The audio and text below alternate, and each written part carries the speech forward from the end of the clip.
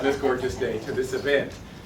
This is again one of those odd situations when someone you don't know introduces someone famous. But let me introduce you to Allan in as brief a time as possible, so we can give him lots of time. Allan did his PhD at the other Vancouver University, and despite that, he's achieved enormous success. Sorry if there's any Simon Fraser people here, including being the Dean of Education at the University of Queensland, the Chief Advisor to the Queensland Minister of Education, and the Dean at the National Institute of Education in Singapore. He's now relaxing as a research professor and professor emeritus at Queensland University of Technology. Allan has had enormous impact, not just on all of us who think and teach in literacy, but also on governments and on policy, the level of policy, national curriculum. So he's an extraordinary intellectual as well as an activist in these areas. And just to give you a sense of Allan's kind of scope and reach, one of his articles has been cited, according to Google Scholar, almost 1,200 times. For most of us, that is a that same article has been downloaded over 2,700 times, almost 3,000 times. One article. So that's considering, just to give you a little bit of a glimpse of the kind of effect and influence that Allan's had. I have always experienced Allan, and I think many other people have experienced it this way, in my intellectual journey, as ahead of me, a long way ahead of me on the path, always just disappearing around the next corner. And I'm rushing to catch up, but when I get around the corner into this new landscape, he's gone. But luckily, he's left a text. And that text tells me what landscape I'm in and what significance it has and what implications it has for teaching and learning. And there he is again, around the corner, disappearing, and I'm rushing to catch up. Luckily, we've caught up with him today. He's here. And so we're going to hear this new landscape that we're entering, that he's already been thinking about and writing about and talking about. And so please do join me in welcoming Allan.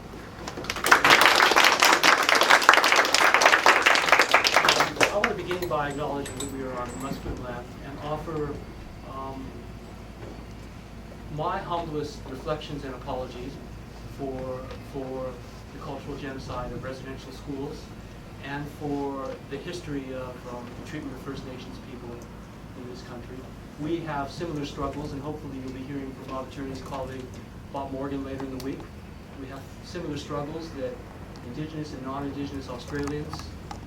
So when I think of myself as a dual Canadian-Australian citizen, I also think of myself as duly involved in two historic struggles around reconciliation and redress on Indigenous issues. With that, we could, New London, multiliteracies. We can talk about multiliteracies in a lot of ways, as a signifier, as a movement, as a concept, as a philosophy, as a formalized field, as a Kuhnian paradigm, as a historical moment. It seems like the last two times that I've come to UBC, I'm here working with Terry Rogers now and Anthony in your department for a while. The last few times I've come have been with Jan Hare working on Indigenous issues. And for me, part of the challenge is, when I was at SFU many years ago, I remember we had Del Himes come in the 1980s, and we asked him to speak about communicative competence, and he said, "You better ask the old Del Himes to speak about that, because I don't remember." Okay, and like Tony said, I think part of the interesting thing about an intellectual life and a journey is it is autobiographical, and you kind of get saddled with things. And I was speaking with my partner Carmen last night, who was also in the New London group, and we create these kind of discourse monsters, these signifiers that head out into the universe, and as Foucault says, people do weird shit with them. Idiosyncratic things happen with discourse. You can't police them, you can't control them. But by the same token, having formulated terms, having invented terms, having created things, and that it brings with them a kind of moral responsibility. And I'm going to talk a little bit today about that journey. I've just come from Banff, where my colleagues at University of Calgary and I convened an interesting group of people to talk about where we go after multiliteracies. And the people included are new literacy studies people, Kim Lenters, who was a student here, Catherine Burwell, the Métis scholars, Yvonne Poitras-Pratt and Aubrey Hansen, Dennis Sumera, the poet, Rebecca Lutz-Kapler, my colleague here, Clare Robson, who I'll introduce in just a minute, critical theorist from UCLA, Douglas Kellner, Marcuse scholar, and colleague of Derrida and Judith Butler and others, James Ladwig, who's worked with me with school reform, and my mentor, Courtney Kasdan, 87 years and still cruising, who was working, and we were working on what we might talk about, what we call the Banff dialogue, of how we might reframe multiliteracies or where we might want to take it. My own view is to try to bring it back into a line with my own idiosyncratic autobiography and my concerns about indigeneity and my concerns about the planet and my concerns about an ethics of care. My own concern is to repoliticize multiliteracies and to reculturalize multiliteracies. And in that light, you might notice that we create new coalitions and we create new disciplinary views and paradigms. On Monday last week, I met Dr. Clare Robson, sitting to my left here, who is now my co-author and colleague and friend. Claire, who graduated from UBC, did her PhD at UBC after a ceremonious life as a window washer and as a high school principal in England, has written the book Writing for Change, Peter Lang, 2013, and also another book, Love and Good Time, from Michigan State University, 2003. And I invited Claire because we were thinking about how do we disrupt all of your expectations and the notion that you get a 50-minute expository lecture from an authoritative, not white male about what to do next. How do we disrupt that and actually begin to extend our conversations over the last week into something a little bit more dialogic and a little bit more multidisciplinary and a little bit more transgressive and a little bit more performative. So in that light, I'm going to invite my colleague Claire to, how did you experience last week? How did I experience last week? I actually wrote something because I think through writing. But before I read it, I just want to say to Tom that probably 2,300 of those downloads were mine. Because when Allan invited me into the Banff dialogues, I felt a little bit of anxiety and some pressure to get up to speed with the field. So I was on the computer most evenings downloading that article. But one of the reasons we invited you was because we didn't want more systemic functional linguists, semioticians, and sociologists. And you didn't get them? No. And I mean, that was part of the tension of all week, is that we knew if we wanted Freire's answer, we could have gotten a bunch of Freireans together. Or if we wanted the new literacy studies, we could have convened the new literacy studies. But we deliberately, as we did in New London, thought it's time to stir the pot. That it's really time to bring other kinds of knowledge to the table. So, in order to tell the story of what happened in Banff, I need to take you back a little bit and start as a good memoirist with my own story. So I was born and grew up in the northeast of England.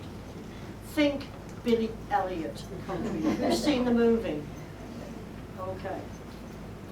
Think no place for either a boy who liked to dance, like Billy, or a scrappy girl tomboy with scabby knees, a big mouth, and a passion for asking questions. That would be me. When I was around 9 years old, my father walked me down to our little local library and gave me a card. And I started to read all the time, everything from James Bond to John Steinbeck, in the back seat of the car, under the covers with a flashlight at night. You get the picture. I'm sure many of you were there too. My parents never talked to me about the books that I read, and probably they were just relieved. that I stopped asking so many of those dumb questions. Fiction saved me. When I was 17, I subverted my mother's project, Think We May. Instead of becoming a hairdresser like my mother wanted, I went to university on one of the full scholarships that our most excellent socialist government handed out to kids like me. Back then, no more. University was problematic, to be sure, patriarchal, colonialist and elitist, but it too saved me. Education saved me.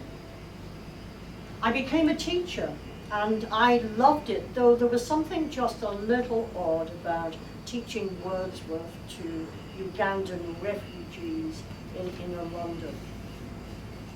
Nonetheless, I plodded up through the ranks, and at the tender age of 32, I became assistant principal in a British high school. Of course, there were still problems, but they were not insurmountable. Sure, we still caned the boys now and again, but hey, it was only to convince them that bullying was wrong.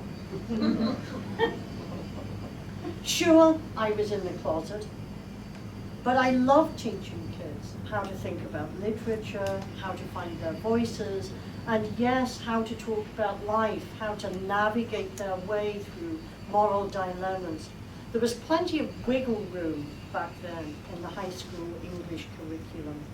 And we used it to talk about right and wrong, about what really happened to Tess of the D'Urbervilles. In short, about what it means to be human. I got comfortable. I even bought a Jaeger suit. Hard to imagine now, I know. Then Margaret Thatcher became Prime Minister. Thatcher set about a systematic destruction of pretty much everything I believed in. First, she broke my community. Think that Billy Elliot movie again, and her brutal assassination of the Coal Miners' Union. There was 53% unemployment in County Durham by the time I left. Then Thatcher introduced Clause 28, a piece of legislation that banned me from talking in school about my own lesbian identity, or even the possibility that anyone, anywhere, might even think about being queer.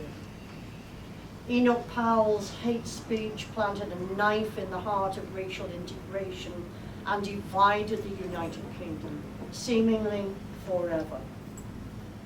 Next, the Iron Maiden took her axe to public education. In 3 short years, she introduced a number of top-down initiatives, all calculated to standardize and instrumentalize the project of education. Without any time for training, debate, discussion, she handed us a national curriculum, outcomes-based records of achievement, and a new examination system that privileged technology, science, and math, and sidelined the arts. Thus, she opened the door for multiple choice testing, outcomes-based learning, rote learning, and other forms of educational paint by numbers. Suddenly, we had no time to discuss those big life issues. Thatcher wasn't done with us yet. Her next move was to demand that we lazy teachers work a given number of hours in every school year. We had to count up every single minute spent in the classroom, preparing or attending professional development courses. Until then, teachers had seen themselves as professionals. And part of this unwritten code meant that most of us volunteered unpaid, uncounted hours to run sports and chess clubs and debating societies, to put on school plays, and to talk to students after class. We did this because we believed that these activities built community and developed character. And Thatcher's work to rule curricular activities, extracurricular activities pretty much disappeared overnight. It was at this point that I fled the project of education. I quit. The staff gave me a large, shiny suitcase as a leaving present. I packed some clothes and a laptop and headed to North America. This was in 1989. I bought a bucket, squeegee, and several bottles of ammonia. I became a street window washer by day and a writer by night. Once again, fiction saved me. I was done, or so I thought, with public education, but I still taught people how to write. I charged $20 per session per person, and I took the money up front. We met in libraries, cafes, church basements, and people's living rooms.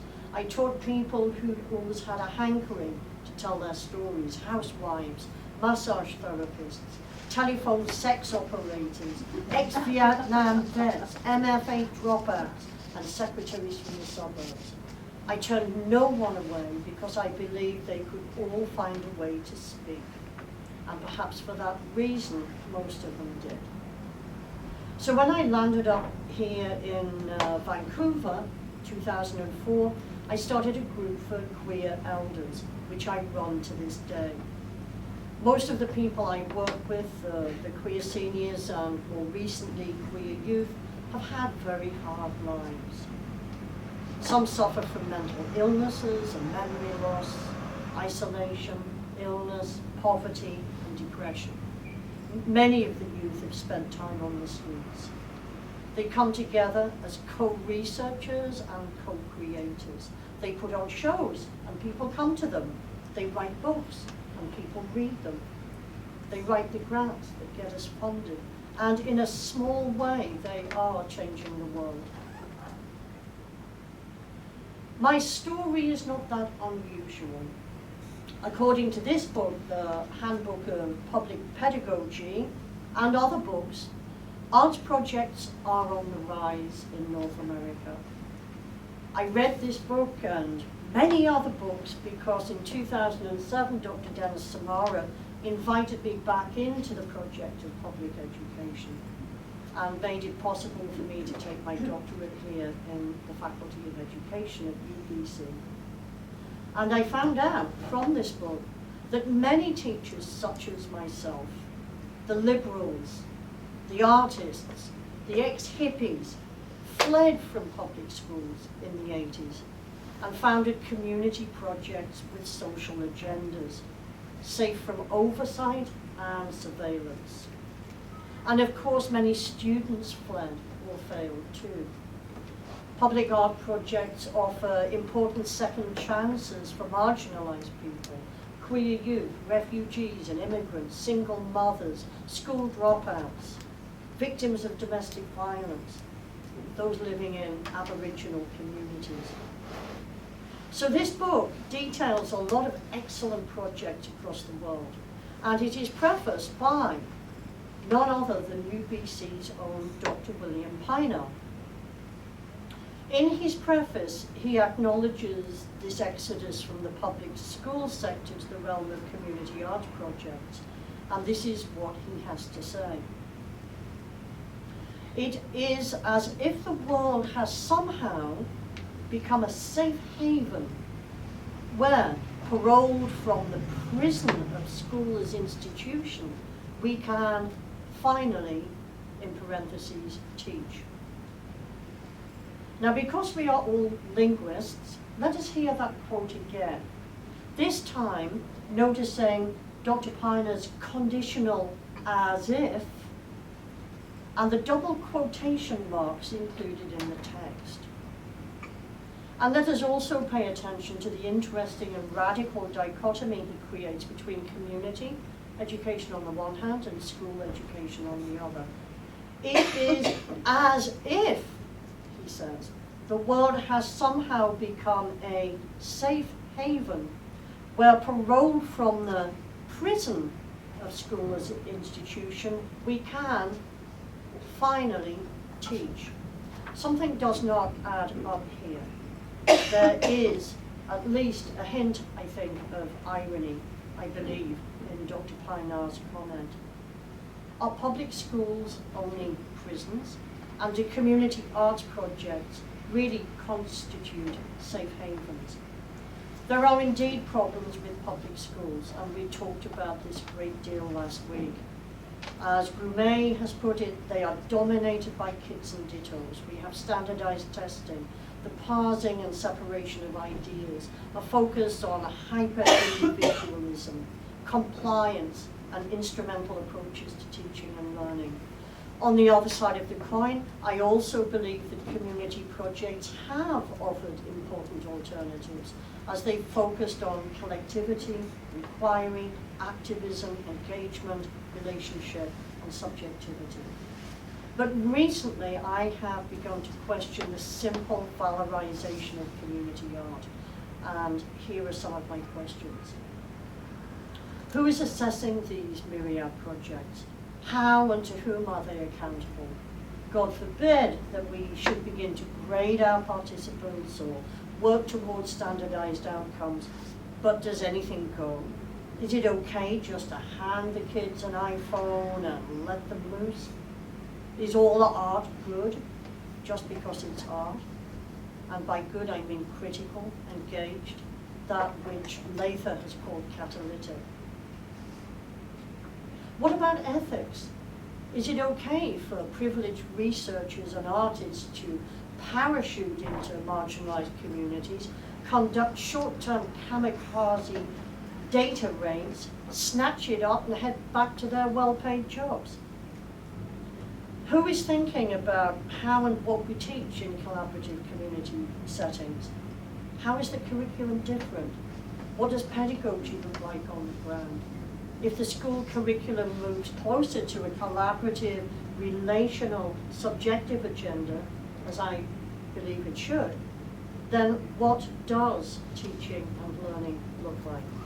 Finally, and most importantly, if collaborative arts practices are so darn special, shouldn't all learners have access to them?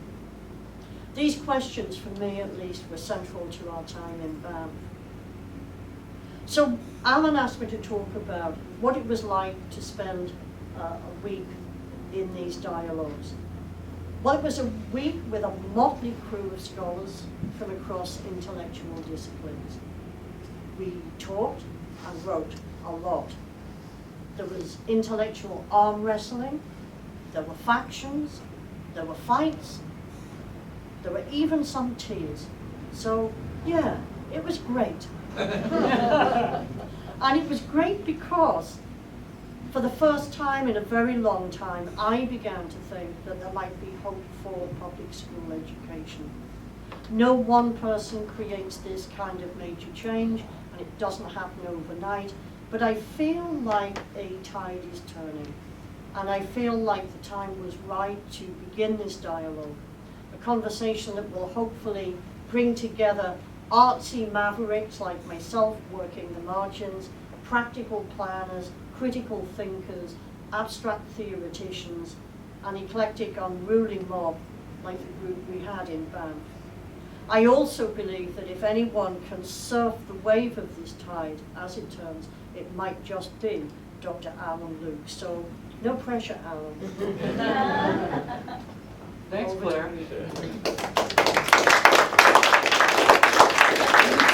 was a very difficult week because, and I'll give you a little recollection about New London by comparison. I mean, Banff, we were on Stony Nakota land, and it was opened, and you've been to Banff, so you know that you're dealing not just with the sublime, but you're dealing with an indigenous place where rivers met and where the Plains Indians, Plains tribes would have met with the people from the Shuswap and the Okanagan, and there would have been a lot of trading and exchange. And it opened on that, but we had a room full of, in which very deliberately white, male, Eurocentric theory was in a minority presence, okay? Unlike New London, okay? And so very quickly, after a day or two, it was very difficult to start.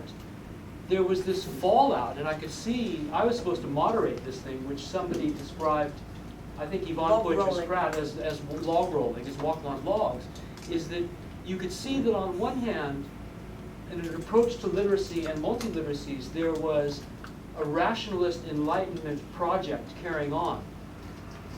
ranging from literary theory to its embodiment in new literacy studies, to Courtney's linguistics, Delheim's ethnography of communications.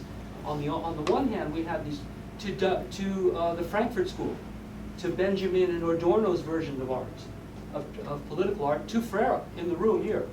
Because regardless of what we may say about Freire, it is, as being a post-colonial theory, it is an avowedly Hegelian, Christian, Sartrean project about the remaking of the Eurocentric ethnographic self. Even if Freire was working with Mosquito Indians up the river in Amazonia, he was working from Eurocentric models. So on the one hand, I could just see it splitting right down, right? It was very tense, wasn't it? Very tense. By gender, by sexuality, by color, because we had Martin Simmons, the Afro-Caribbean, and it was splitting right down the middle of the room. And all of us were sitting there, all of us old folks were sitting there thinking, oh, we lived through the 80s, we lived through the 90s, here it comes again, which is, it isn't just a question of difference of intellectual ideas or paradigms or training. It's an embodied difference. It's an interactional, face-to-face, you call it communicative style, but it was nastier than that. Yep. We women were getting together in the bathroom, of course, and complaining bitterly, like, here we go again. The white guys are dominating the conversation, and it was falling apart. It was starting to come. And what you had on the one hand was a phenomenological, experiential bunch here that was based in poetics, queer theory, models of writing, and sitting there on land were indigenous people in the room watching this, but also bringing an ethics of care and an ethics of also, because of what's been happening this week, a particular urgency that we witness at this historical moment, that we bear witness. So that's in the room. Okay, it's probably in the room right now, and we could play it out in different ways. And we got our gender relations all being played out. And as I said, those of us who lived through Canadian institutions, I worked with Suzanne in this town in the 1970s, Suzanne de Castel, and I can tell you it was not pleasant if you were gay or you weren't colored in this room, right here. You know, as the only non-white person in this room, with principally white males in this department in 1979, okay? So playing out these politics across a lifetime, interactionally, embodied, intellectually, paradigmatically, here we've got this room and it starts to split between literacy as a rationalist enlightenment project, which New London was, and these other ways of viewing the world, which have been systematically marginalized and pushed off to the soft side by two forces. One, on the one hand, our friends, the evil neoliberal economic rationalists, Thatcherites, and their kin, who are pushing us to what I describe as, I think what's happening in schools, and I described at the onset, is almost auto-genocidal. I think it's a good job of doing with literacy what the Romans did with lead pipes, which is how do we wipe ourselves out? Well, what we do, and I described this in that AERA paper, Generalizing Across Borders, is we destroy diversity. We destroy genetic diversity, we destroy biodiversity, we destroy intellectual diversity, and we put people in these carcerels that Bill described and I described as carcerels. We create these institutions through PISA and TIMSS, in which a Maori person in South Island and a Slovenian student are said to warrant the learning of algebra at the same age grade level. Why? Why would you want everybody to learn the same maths on the planet? Doesn't that place the species at risk? I think it was the moment where Allan said in one of our discussions, this is about species survival, that I started to believe that this was real. I came into the week, I think, with an element of cynicism. Here we go, it's a conference, or it's conference-like. But at that moment, I started to sit up and take notice, for sure. Because it is about diversity. It's about species survival. It's not just about social justice. And New London was a redistributive social justice project. How can we keep redistributing redistributing existing social goods. Well, social capital is being eroded, people are being medicated, and we're turning the tar sands into a moonscape. I mean, how can you just talk about redistributing social justice in the face of those conditions? And the medicine wheel would say 7 generations ahead and think 7 generations back. And Harper and our education planners, and when I was deputy minister of education, we were thinking 3 years ahead. That ain't no medicine wheel. That's one electoral cycle. Okay, and that's how we make public policy in education. Okay, and sure enough, in New London, Courtney was in the room, and she would have said, "Oh, to me and Jim G, oh, that's well and good. You're doing big picture ideological critique to smash the state." Courtney, the Quaker communist, Courtney Kasdan. And she said, "What about kids in inner city New York who need jobs tomorrow? We need redistributive justice, obviously." And that was the argument of Jim Martin and the Hallidays and many others that we would have heard. So New London was very much driven by a modernist Enlightenment project that was about those limited things. But look what's happened. On day 2, partly because I could see the room was about to split, we watched Citizen 4. Okay? And that's a different kind of witnessing, I think. Has everybody Has seen everybody seen the Citizen movie? 4? Okay. So we watched Edward Snowden. We watched Poitras. And what was your response to that? I hadn't seen it before. Had you? The Snowden movie. Oh, amazing, amazing. The thing that shone through, I think, the thing that we talked about afterwards was the tremendous ethical know-how that Snowden had. He was acting selflessly. I mean, he was on a mission to save the world, basically, from this surveillance. It was about species survival. It was about the ability of a small individual nobody to intervene. A white male who had not finished high school, in a military family, okay, saying, "This isn't about me, this isn't about me."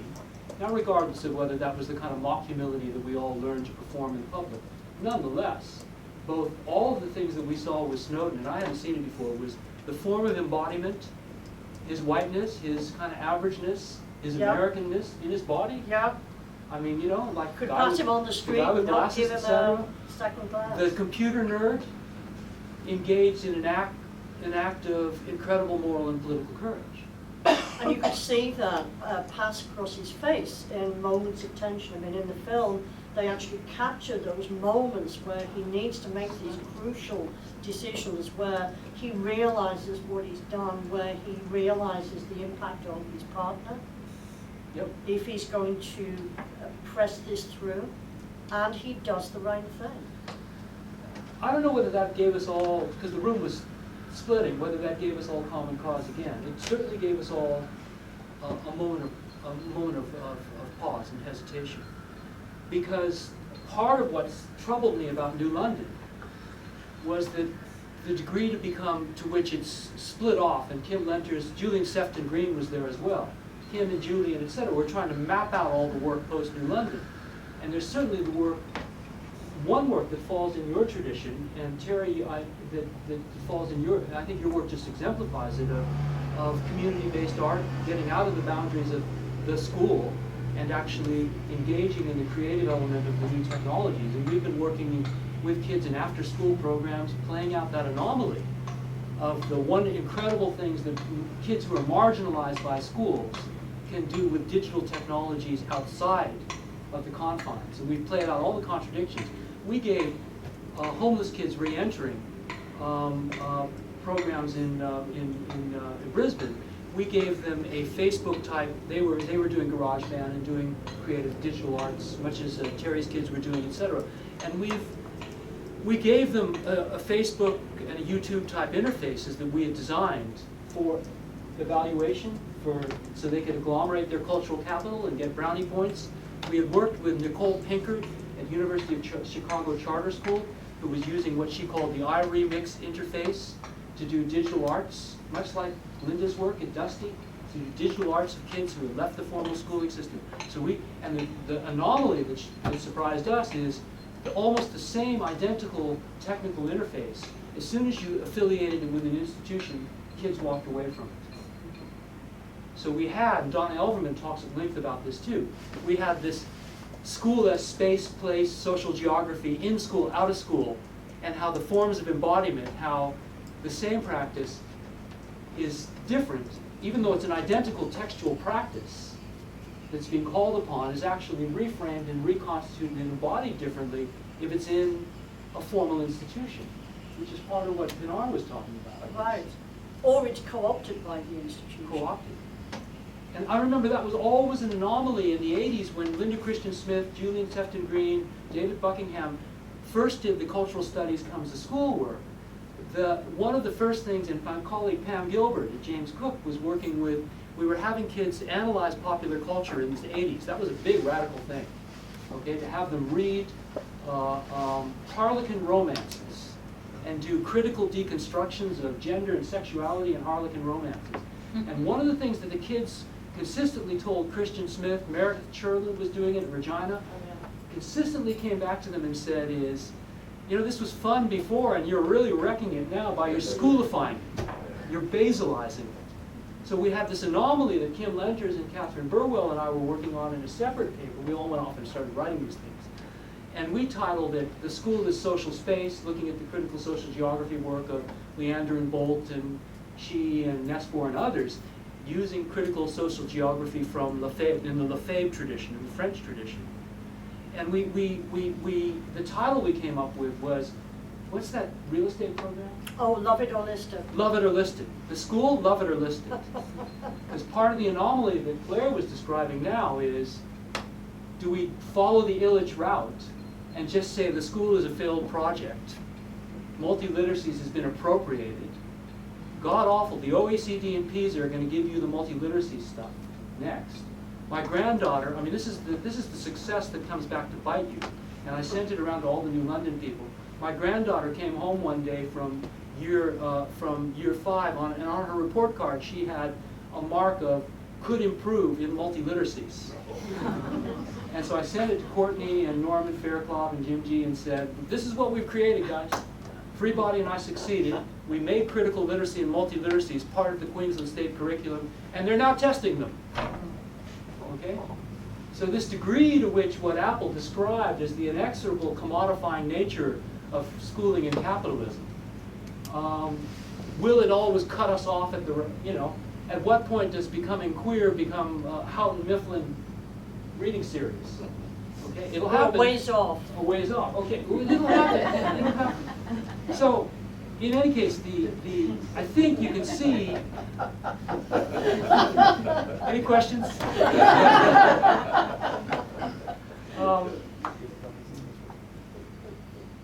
So I think New London needs a lot of work. I think it's history. I think it's those people. You know, we're working with a redistributive justice.